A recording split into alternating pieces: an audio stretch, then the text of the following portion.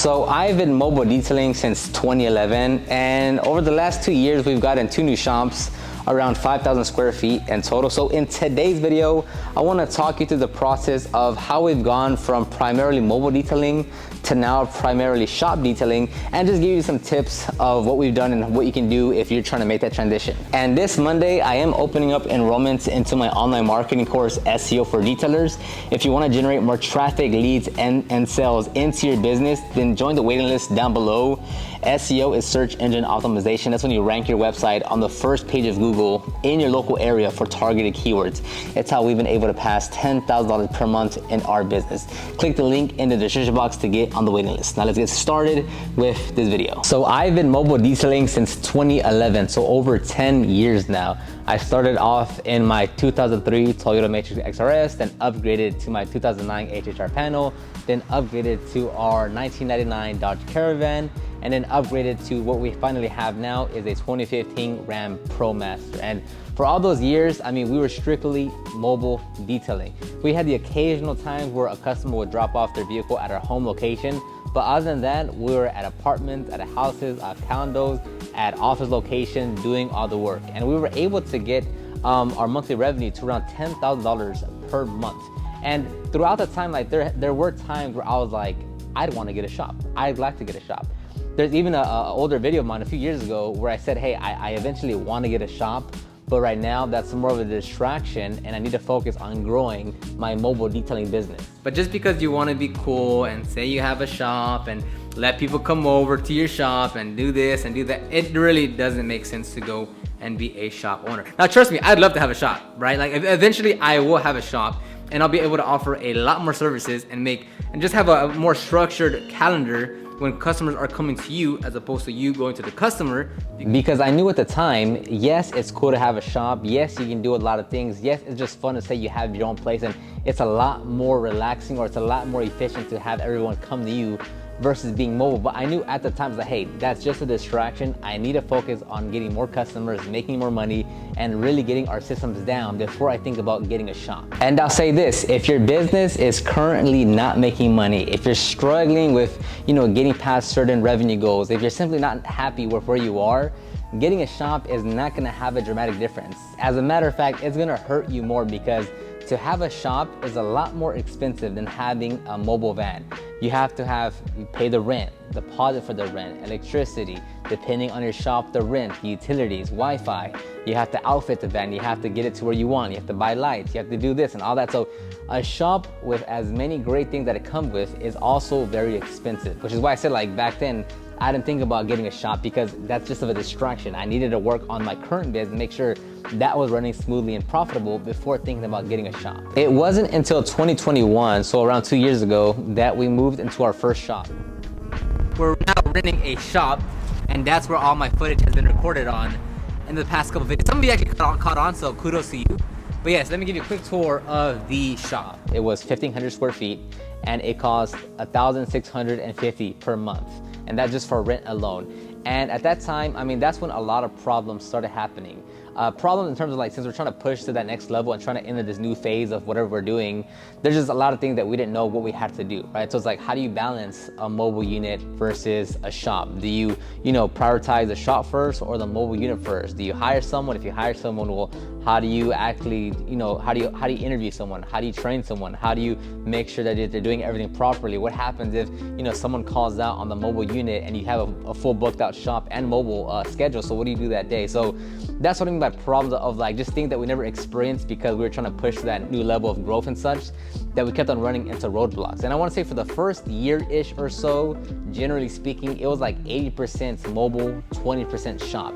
And over time, as we kind of got our bearings and we kind of understood, okay, so this is how we hire, this is how we train, we need this position to go do that. Once we really got our footing in terms of what needed to happen, that's when we started to actually transition and have put more of a effort into switching our mobile heavy schedule to our shop heavy schedule. So for instance, we would prioritize our shop schedule. So if a customer wanted a mobile job, we're still offering mobile services, but the availability for mobile jobs is much more limited than our shop schedule. I can't talk right now.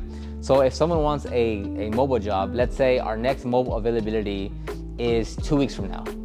But if you want to bring it to our shop, we can get you in 3 days, right? So we kind of we were just prioritizing our shop schedule to our mobile schedule. And like I said, we waited this long to get a shop, but even after getting the shop, a whole other wave of problems came to be. So even though that we waited and I wanted to make sure we had our system set up, that system was set up for mobile detailing between Lex and I. Once it actually came to hiring someone and like looking at the new problems that we have to solve, it's a whole different level way of thinking. And that's just simply what's gonna happen. If you wanna pass whatever threshold or barrier that you're at, whether you're at 3,000 and you wanna get to 6,000, or you wanna get from 6 to 8 or 8 to 12 or 12 to 15 or 15 to 20 or 18 to 25,000 a month, there's gonna be new levels of problems that you have to solve. And just like, I hope that I'm, honest with you guys on YouTube or Instagram or TikTok or wherever, where it's like, hey, like it may seem like we know what we're doing because you're watching us on YouTube, and like, from afar, it's like, oh man, they're making all the right decisions. But like day to day goes by and it's like, what the heck was that? What are we doing over there? That customer's mad. We're late over here. We're missing this payment. We didn't get paid over here. Like a lot of other problems are happening that you're not seeing. And that's the way it goes. So like if you're currently going through problems, it's like you have to solve those. And as your business progresses and hopefully makes more money and grows, it only comes with more new problems. It's like your job as the business owner, as the entrepreneur, is like all you're doing every single day for the rest of time is just solving problems. But as you grow and expand and push forward, you'll tackle on different problems. So right now it's around a 70-30 split. 70% of our jobs are shop-based and 30% of our jobs are mobile-based. Now at the shop, we're doing every service, but 2 or 3 primary services need to be dropped off at our shop. And that's gonna be a correction and coating, smoke odor removal, or overspray removal. With jobs of that degree or those types of services, those are all gonna be dropped off at our shop location. For the more standard details like a full interior cleaning or a wash and wax, or those 2 services combined with an engine cleaning or headlight restoration, those can be done mobile. So it's one of those things where like you will understand and learn and get a much better idea of how to run your operations as you get more experience, as you get more data points. Like the first year like was a big struggle. Like I cannot emphasize much like how many headaches and like how frustrated I was on so many days, because like it was just problem after problem of like, how do we figure this one thing out, right? I mean, and the primary thing is like the schedule and then employees. Like that was like the biggest headache of the first year, is like, how do we manage this part of the business? And it was just iteration after iteration after iteration, just like day in, day out, like just a nonstop, like, how do you do this?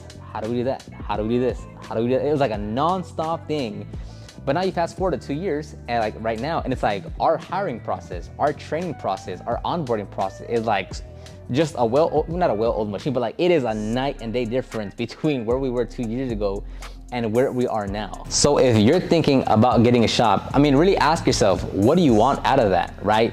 Do you want to go and keep on growing to a bigger and bigger shop? Do you plan on being on your own for the next 3 years, 5 years, 10 years? Do you want to completely quit the mobile operations? Do you just want to be shop-based? Do you want to expand those services to PPF, to window tint, to vinyl wrapping? Like, what is it that you want? Because it's really gonna dictate how you make your next, 5 steps, 15 steps to setting up your shop. And not just your shop, because owning a shop or having a shop is still just one part of your business, right? Like you can't just look at your business plan, at your business strategy and say, okay, boom, I need a shop, everything's fixed now. It's like the shop still just plays one part of the overall machine that you're trying to run, right? So it's like, what do you want? Do you eventually want to hire someone to run your mobile unit? Do you want someone to help you at the shop? Do you like, what is it that you want out of your business? How do you want to run your operations? And like, you really got to plan out and see like, what is it that you want? Because a shop, although great, fantastic, a lot of benefits with it, it also comes with its own set of problems depending on your goals. Again, if you just want to stay solo and make $6,000 a month and just kind of coast by and not really push the envelope, that's fine.